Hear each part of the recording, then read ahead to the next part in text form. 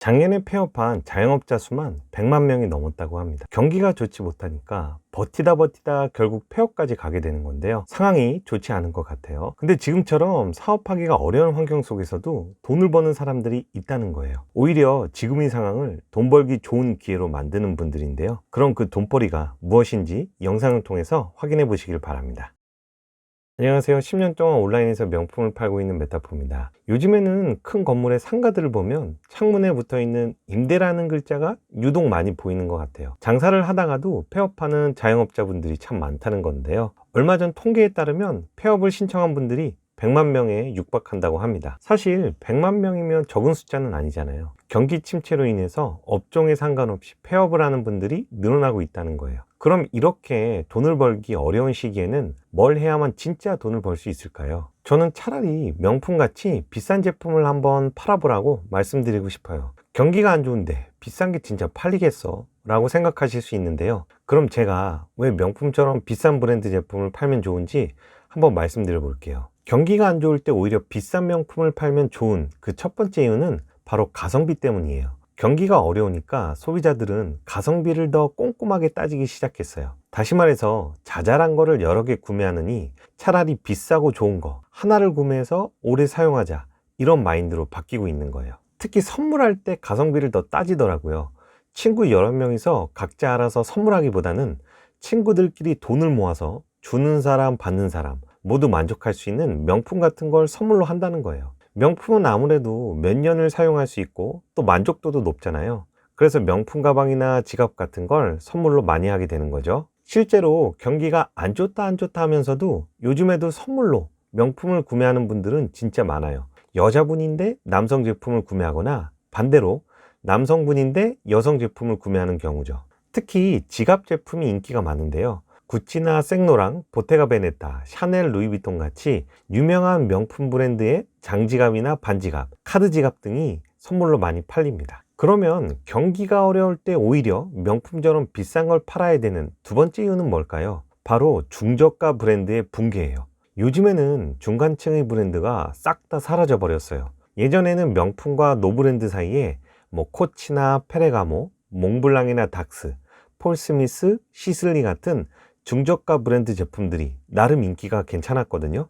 근데 요즘에는 이런 브랜드의 구매가 많이 사라지고 있습니다. 가격이나 품질은 괜찮은데 인지도가 애매하니까 이런 중저가 제품을 사느니 차라리 비싼 명품을 구매하게 되는 거예요. 그리고 옷이나 신발 같이 자주 바꿔주는 제품들 있잖아요. 이런 건 또 유니클로나 자라 같은 브랜드 로고가 없는 제품들을 구매하게 되는 거죠. 다시 말해서 비싼 명품 가방을 하나 사고 옷이나 신발 같은 건 노브랜드를 구매한다는 거예요. 아무래도 돈은 한정되어 있다 보니까 비싼 명품 하나 사고 나머지는 저렴한 것들로 채우는 그런 소비 패턴이 요새 많이 발생하는 것 같습니다. 경기가 어려워질수록 이런 성향은 더욱더 두드러지게 되는데요. 그래서 오히려 지금같이 경기가 좀 안 좋을 때는 중저가 브랜드보다는 고가의 제품들을 판매하는 게 훨씬 더 유리할 수 있어요. 명품처럼 비싼 걸 팔아야 되는 세 번째 이유는 바로 명품만이 가지고 있는 황금성 때문이에요.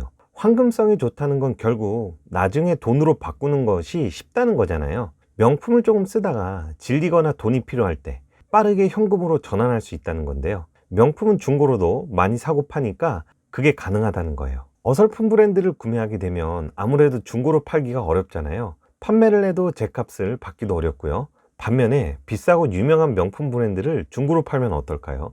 만족할 만큼 현금을 확보하기가 매우 쉽습니다. 실제로 이런 이유 때문에 명품을 구매하는 분들도 참 많아요. 처음 구매할 때는 좀 비싸다고 느낄 수 있는데 어차피 좀 쓰다가 중고로 팔아도 제값을 받으니까 차라리 명품을 구매하자, 이렇게 되는 거죠. 그래서 경기가 어려울 때는 오히려 황금성이 좋은 비싼 명품을 구매하는 분들이 더 늘어나게 됩니다. 특히 시계 제품들은 인기 있는 새 상품을 구하기가 워낙 어렵다 보니까 오히려 중고 가격이 더 비싼 경우도 있어요. 어쩌면 명품 매입을 통해서 일종의 재테크를 한다고 생각할 수도 있겠네요. 자, 그러면 지금까지의 내용을 한번 정리해 볼게요. 폐업자가 100만 명이 넘어가는 시대, 우리는 지금 이런 시대를 살고 있습니다. 참담하고 힘든 건 모두가 마찬가지일 텐데요. 하지만 이럴 때일수록 정신을 바짝 차리고 돈을 벌 수 있는 방법을 또 찾아내야 되겠죠. 그래서 제가 추천드리는 방법은 오히려 비싼 명품을 파는 게 좋을 수 있다는 거예요.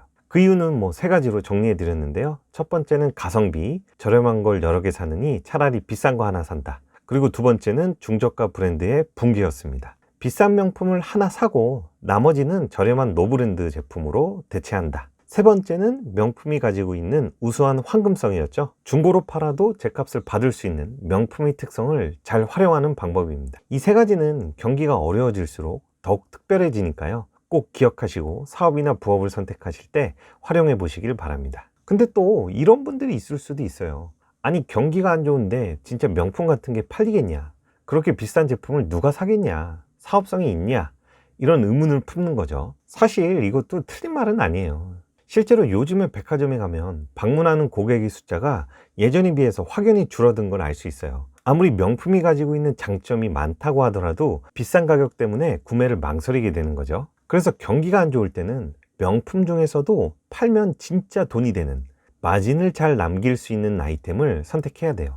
아이템 선정이 무엇보다 더 중요해진다는 거죠. 그럼 경기가 안 좋을 때 돈 벌 수 있는 명품을 어떻게 찾아낼 수 있을까요? 우선 동일한 명품이라고 해도 남들보다 훨씬 더 저렴하게 수입할 수 있어야 돼요. 경기가 어렵다 보니까 아무래도 조금이라도 싸게 구매하고 싶은 분들이 많을 거예요. 해외에서 명품을 저렴하게 수입할 수 있는 나만의 소싱 루트와 방법을 꼭 가지고 있어야 됩니다. 그리고 경기가 안 좋을 때는 무조건 유명한 거, 인기 많은 거 위주로 파는 게 좋아요. 구찌나 생로랑, 보테가 베네타 이런 브랜드는 다 유명하잖아요. 근데 또 이 명품 브랜드 안에서도 시그니처라고 할 수 있는 대표 아이템들이 있어요.